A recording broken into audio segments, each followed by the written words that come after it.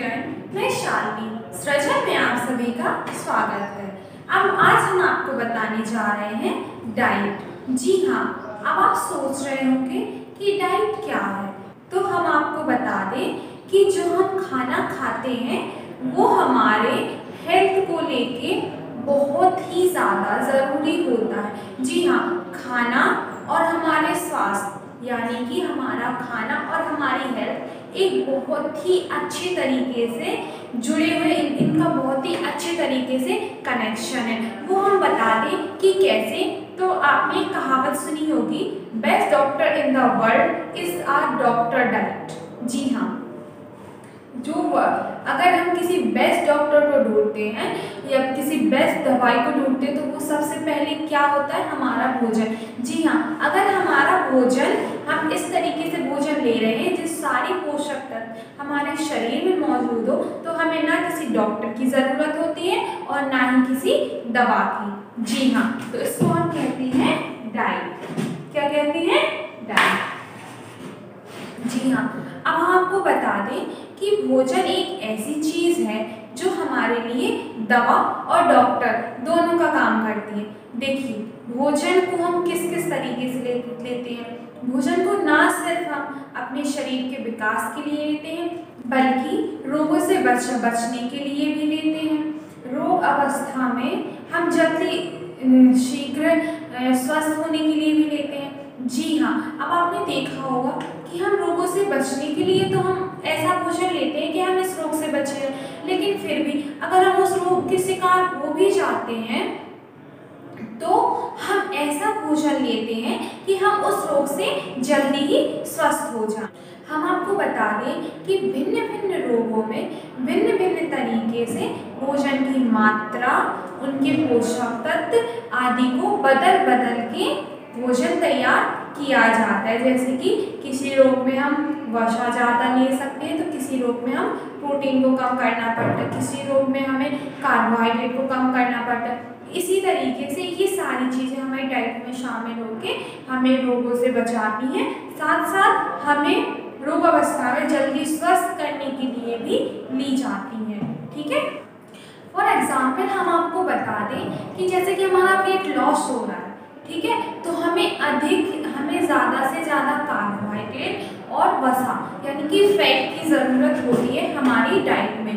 ठीक उसी तरह अगर हमारा वज़न बहुत ज़्यादा हमारा वज़न बहुत ज़्यादा बढ़ रहा है, जी हमारा वेट गेन कर रहा है बहुत ही ज़्यादा, जो हमारे स्वास्थ्य के लिए सही नहीं है, उस कंडीशन में हमें कम कैलोरी और अधिक प्रोटीन की ज़रूरत होती है। जी हाँ, इसी तरह आपने देखा होगा कि गरीब बच्चे या जो पढ़े लिखे अशिक्षित परिवार होते हैं, उनके बच्चे अधिकतर कुपोषण या बहुत से रोग के शिकार हो जाते हैं। तो इसका मेन रीज़न यही होता है कि उनको डाइट से रिलेटेड ज़्यादा जानकारियाँ नहीं मिल पाती हैं। जैसे कि कुपोषण यानी कि माल न्यूट्रिशन में ज़्यादा प्रोटीन की आवश्यकता होती है, साथ साथ ज़्यादा कैलोरी की भी आवश्यकता होती है। अब हम आपको बता दें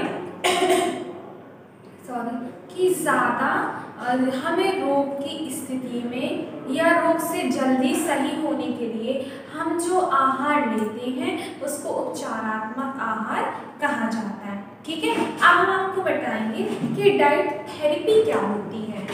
डाइट थेरेपी, जी हाँ, अब हम आपको बताएंगे कि ये जो डाइट थेरेपी होती है वो होती क्या है एक्चुअली में। डाइट थेरेपी जो होती है वो रोगों को बढ़ने से रोकने के लिए, ठीक है, रोग से बचने के लिए, अगर रोग हो गया है तो उसको बढ़ने से रोकने के लिए, अगर हम उस चीज़ के शिकार हो गए हैं तो उससे जल्दी स्वस्थ होने के लिए, इन सारी चीज़ों के लिए हमारे आहार में जो बदलाव कर करके दिए जाते हैं या हम उस टाइम पे जो आहार लेते हैं, हम जिस पर्पज़ से वो आहार लेते हैं उसको कहते हैं डाइट थेरेपी। यानी कि आपको शॉर्टकट में बता दें, हमें रोगों से बचने के लिए या बढ़ते हुए रोगों को रोकने के लिए या रोग अवस्था से जल्दी स्वस्थ होने के लिए हम जो आहार लेते हैं उसको हम डाइट थेरेपी बोलते हैं। ठीक है, अब हम आपको बता दें इसके कुछ पॉइंट्स होते हैं, वो क्या होते हैं। तो डाइट थेरेपी का जो मेन उद्देश्य होता है वो रोगावस्था में पोषण संबंधी कमियों को दूर करना।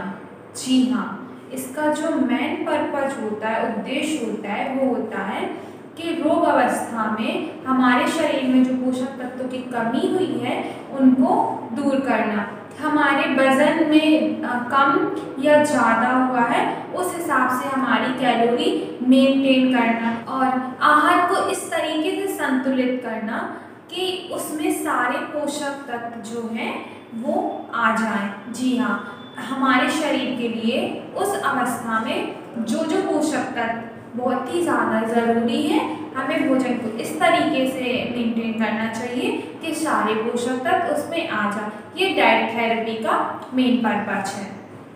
और सबसे इसका मेन यानी कि ज़रूरी पॉइंट है वो है कि हमें खाना उस तरीके से देना चाहिए जिस तरीके से रोगी ले सके। जी हाँ, रोगी की रोग अवस्था को देखते हुए, उसके पाचन तंत्र की स्थिति को देखते हुए, तो भोजन किस तरीके से यानी कि भोजन को मुंह के द्वारा ले पा रहा है, चबा के ले पा रहा है या निगल के ले पा रहा है, किस तरीके से भोजन ले पा रहा है, हमें अपने भोजन को उस तरीके से मेंटेन करना। जी हाँ, हमें अपने भोजन को उस तरीके से, अगर वो चबा के नहीं ले पा रहे तो हमें उसे लिक्विड फॉर्म में उसको देना है। जी हाँ, इसी तरीके से भोजन को उस तरीके से देना जिस तरीके से भोजन रोगी की पाचन तंत्र जो है वो एक्सेप्ट कर पाए। ये हमारी डाइट थेरेपी के कुछ पॉइंट्स हैं। ठीक है, आई होप आपको समझ में आए हो। अब हम आपको बताएंगे कि डाइट थेरेपी के जो प्रिंसिपल्स होते हैं यानी कि वो किस तरीके से डाइट थेरेपी हमें मेंटेन करके चलनी पड़ती है। तो सबसे पहले आपको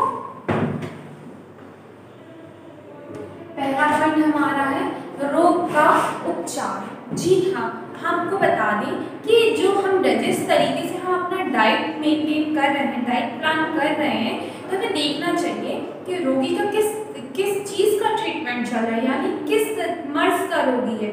जैसे कि बीपी का रोगी है तो उसको हमें देखना चाहिए कि उसका बीपी लो का प्रॉब्लम है या बीपी हाई का प्रॉब्लम, तो उस तरीके से हम उसकी डाइट में नमक यानी सोडियम को मेंटेन करके चलना पड़ेगा। ये एग्जाम्पल के लिए था। नेक्स्ट हमारा है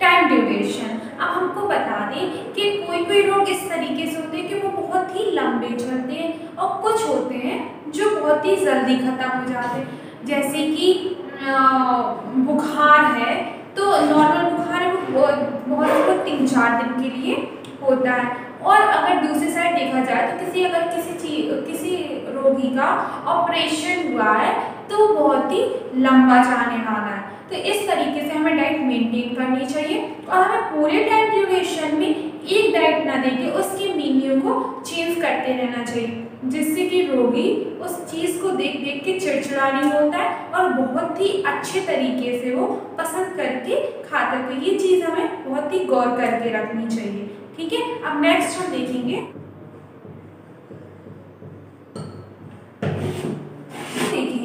कि जो हमारा पेशेंट है उसकी इकोनॉमिकल कंडीशन क्या है। जी हाँ, अगर रोगी उसकी इकोनॉमिकल कंडीशन सही नहीं है तो हमें उस तरीके से मेन्यू बनाना चाहिए और हमें अगर उसकी कंडीशन सही है तो हमें उसका उस तरीके से मेन्यू बनाना चाहिए। आई होप आपको समझ में आएगा।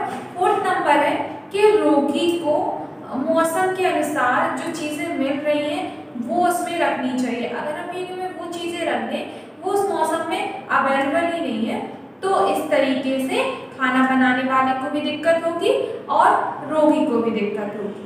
ठीक,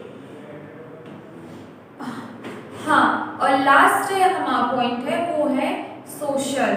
जी हाँ, धार्मिक स्थिति, रोगी की जो कंडीशन है, जैसे कि हमारी धार्मिक कंडीशन होती है कि कोई होता है वो नॉन वेज नहीं खाता है। ठीक है, तो इस तरीके से मेन्यू कंप्लीट करना चाहिए कि रोगी की सोशल कंडीशन सोशली वो किस तरीके का है ठीक है, और वो किस तरीके से खुद को मेंटेन करता है।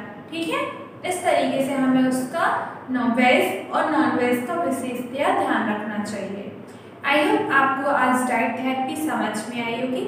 नेक्स्ट क्लास में हम बताएंगे कि डाइट थेरेपी किस तरीके से हम होती है और किस तरीके से रोगी को हम दे सकते हैं। ठीक है, थैंक यू।